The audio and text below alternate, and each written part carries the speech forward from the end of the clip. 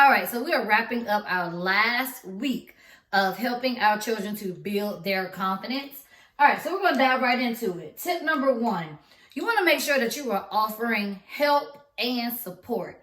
If you have watched my videos previously or you follow me on social media, you know that I have an 8-year-old daughter that's conquering cerebral palsy. So one way that I've learned to help and offer support to her instead of doing things for her is to just ask questions when she is putting on her braces, or if I see her walking with her sticks and she's having some difficulties. I allow her to work her way through it and try to figure those things out. And then I offer help and support when I know that there are some things that she's going to need help with. So even if your child doesn't have a physical disability or intellectual challenge that they are facing, you can still offer them help and support instead of actually doing things for them, because then they won't get that, that chance to actually prove that they can accomplish something on their own. So offering help and support is that way to help them build the confidence that, hey, I can do this. I may need a little bit of help, but I can get it done on my own. Okay? Tip number 2, applaud their courage. This is that having A for effort type of mentality. If it's something that they were nervous about or scared about, applaud their courage. Applaud the thought and the action of even trying this thing, even though it might be a little bit scary, even though it may be something that's a little bit uncomfortable. Applaud their courage instead of criticizing it, right? We don't want to, and I've been guilty of sometimes saying, go ahead and do it. Like, what you scared of? What you afraid of, right? Instead of seeing them take those baby steps or taking 1 or 2 steps towards it and say, okay, you can do this. Like, don't be afraid. You got this, right? Having that mentality instead of criticizing it if they're moving a little slow or they're not doing it the way we want them to do it. Just applaud that courage. All right. Tip number 3, love is unconditional. My love for you, my child, is unconditional. And this makes me think about the story No David by David Shannon. I don't know if you've ever read it before, but this little boy is doing everything under the sun to get on his mom's nerve. He is cutting up in the house. He's running down the street with no underwear on. Like, he's doing the most. But at the end, when she puts him to bed and he lays down, he says, I love you. She says, I love you. And he understands that even if my mommy had to put me in timeout, right? Even if she did things that I didn't like, even if I got on punishment, she still loves me. And for me and my 3-year-old, like, we go through our David moments all day and all night long, because she's all over the place, right? But at the end of the night, even if she has worked my nerve, like, created a button and pushed that button, when she lays down, I have to let her know, Liara, I love you. Even if I had to put you in timeout, even if you had to get a pop. Like, my love is unconditional. And that builds their confidence, because they know that even if I fall and I make mistakes and I do things I'm not necessarily supposed to do, my mom loves me. My dad loves me, right? The grown-up in my life loves me. So we have to make sure that they know that our love is unconditional, right? There's no limits to it.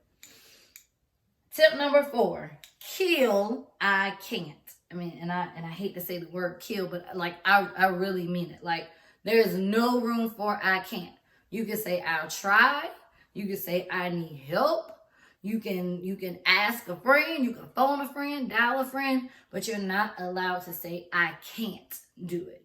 Because there's going to be someone, somewhere, that knows the information that you need to know, right? So even when I'm teaching my girls about helping with homework, helping with a reading assignment, even things that I don't know, I can always say, hey, we can call somebody. We can figure this thing out, but you are not allowed to say that you can't do it and you can't figure it out, right? So that is not language that's allowed in our house. And that helps to build their confidence, because they start to believe that even if I can't do it myself, I can find somebody to help me to do it. So there's not a whole lot that I'm not able to accomplish or that I'm not able to complete, right? I can do this. And as always, we're going to have some fun. We're going to mix this thing up. We're going to embed it into the things that we do on a daily basis.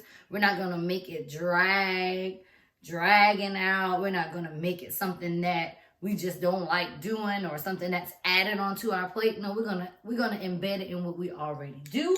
So if we're looking at offering help and support to our children, it can be something that you haven't done in a while. It can be picking their clothes out for them if you haven't done it in a very long time. It can be tying their shoe, right? Even if they're older and they know how to tie their shoes, right? Just doing little tiny things for them just to show them that you love them, that you support them, applauding their courage. Even if you want to create your own certificates at home and you want to handwrite it or you want to print it up or you want to leave a little sticky note on their mirror and say, hey, I noticed how you did XYZ yesterday. Like, I'm so proud of you. That's something that you can start to implement.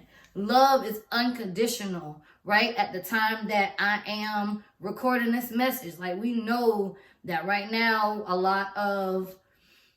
we're having a lot of conversations about Kobe Bryant and his daughter, right? And the love, and just the love that we could see every time they were together. And we want to make sure that our children feel that same love. We know we're busy, right? We know we work. We know we do a whole lot. I do a whole lot as a mom too.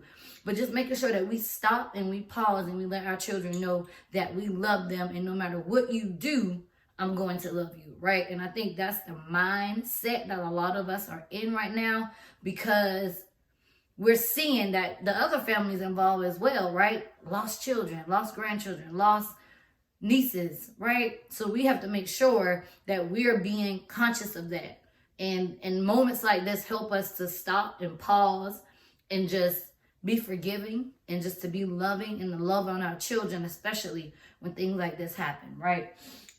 So we want to make sure that we are building confidence in our children.